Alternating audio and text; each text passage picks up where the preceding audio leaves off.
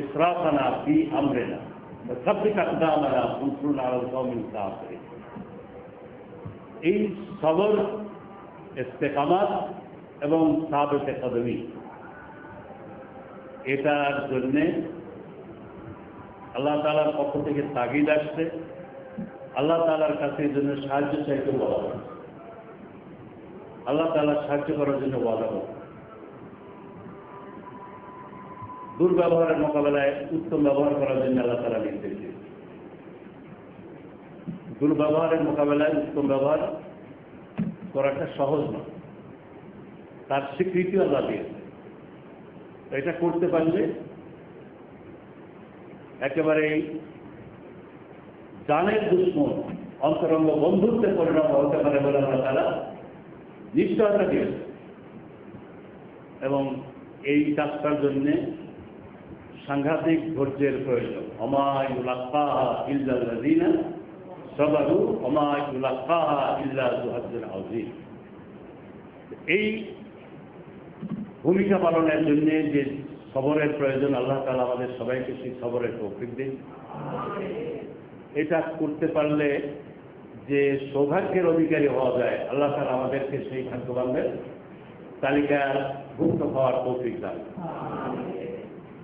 এই পরীক্ষার স্তর গোটা দুনিয়াব্যাপী এখন ইসলামী আন্দোলনের জন্য পরীক্ষার স্তর। পরীক্ষার পরের স্তরই হলো, পরের অধ্যায় হলো বিজয়ের অধ্যায়।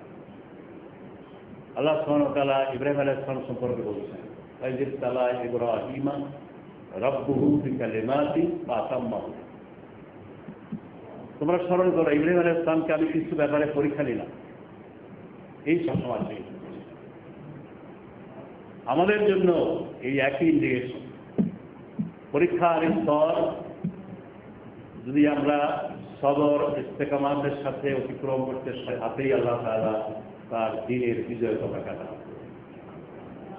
আমরা এই আশাবাদ নিয়ে মরতে চাই এবং মরার আগে বারবার তোমাদের কাছে আমাদের এই আশাবাদ ব্যক্ত করতে চাই, যাতে তোমরা আমাদের এই আশাবাদ পূরণের ব্যাপারে আরো বলিষ্ঠতার সাথে সামনে এগিয়ে যেতে পারে। আমি এর আগে বলেছি, ইসলামী ছাত্র শিবির দেশি বিদেশি ইসলামের দুশ্মনদের নাম্বার 1 টার্গেট। এক কথা বারবার বলার দরকার নেই। টার্গেটের মূল কারণ, যে শর্ত পূরণ হলে আল্লাহ তাআলা ইসলামের বিজয় দানের ওয়াদা করেছেন, সেই শর্ত পূরণের কাজটায় তোমরা নিয়ে যাও।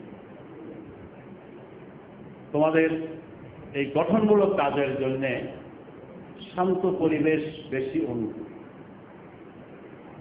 এটা জেনে ওরা পরিবেশকে অশান্ত করে, যাতে করে এই মৌলিক কাজগুলো তোমরা সঠিকভাবে করতে না পারো। এটা ওদের পাতা ফাঁক।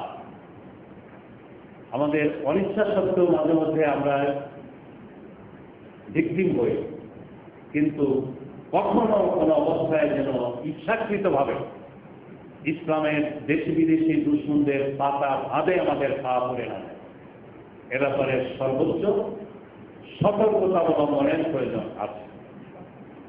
সর্বোচ্চ সতর্কতা, সর্বোচ্চ ধৈর্য যেমন ধারণ করতে হবে, তেমনি আত্মগঠনমূলক কাজ, ব্যক্তি গঠনমূলক কাজ, ক্যারিয়ার গঠনের কাজ, চরিত্র গঠনের কাজ যাতে কোনো পরিস্থিতিতে ক্ষতিগ্রস্ত না হয়, এই গঠনমূলক কাজগুলোর ধারাবাহিকতা কোনো অবস্থায় ব্যাহত না হয়, সে ব্যাপারে সদস্য হিসেবে তোমাদের সবাইকে যার যার জায়গায় সতর্ক সাবধান থাকতে হবে এবং অবিচল গতিতে এই গঠনমূলক কাজগুলোকে সামনে এগিয়ে নেওয়ার ব্যাপারে আপসহীন ভূমিকা পালন করে যেতে হবে। সাথে সাথে আল্লাহ তাআলার সাহায্য কামনা করতে হবে। আল্লাহ তাআলার কাছে ধর্ণা দিয়ে দেওয়ার অভ্যাস গড়ে তুলতে হবে। আল্লাহ তাআলার কাছে এই প্রতিকূল পরিবেশকে অনুকূল করার জন্যে দোয়া চাইতে হবে, দোয়া করতে হবে। আমি তোমাদের আগের একটা প্রভাবে বলেছিলাম, তোমরা এখন সবচেয়ে বড় মজলুম।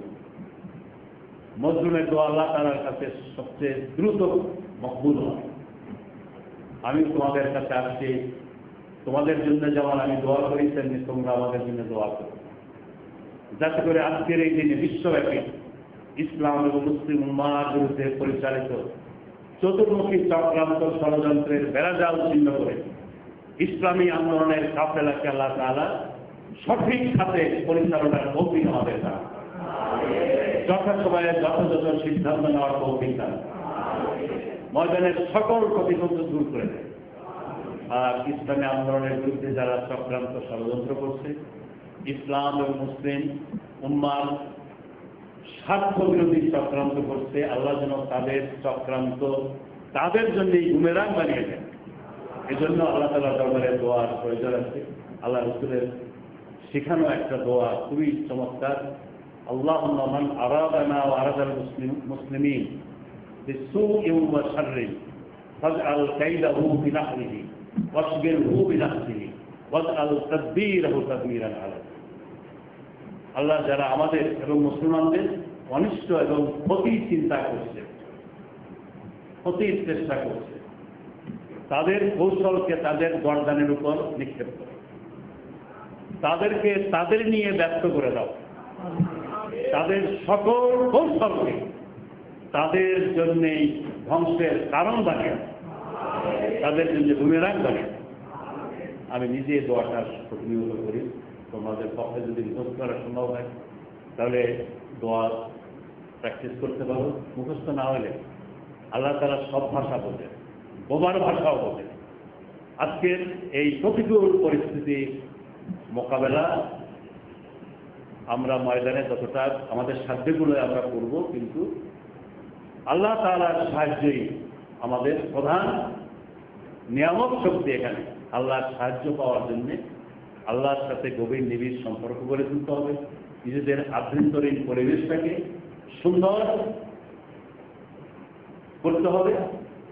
যে কাজ করলে আল্লাহর সাহায্য পাওয়া যায় সেই কাজে আমাদেরকে নিয়োজিত থাকতে হবে।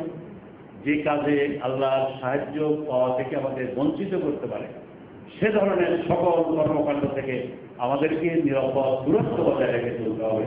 আল্লাহ তাআলা আমাদেরকে সঠিক পথে আমাদের উপরে এই যে আমানত, দিনী সংগঠনের আমানতের দায়িত্ব অর্পিত হয়েছে, এই দায়িত্ব পালনের তৌফিক দান করুন। ওয়া মা তাওফীক ইল্লা বিল্লাহ। আসসালামু আলাইকুম।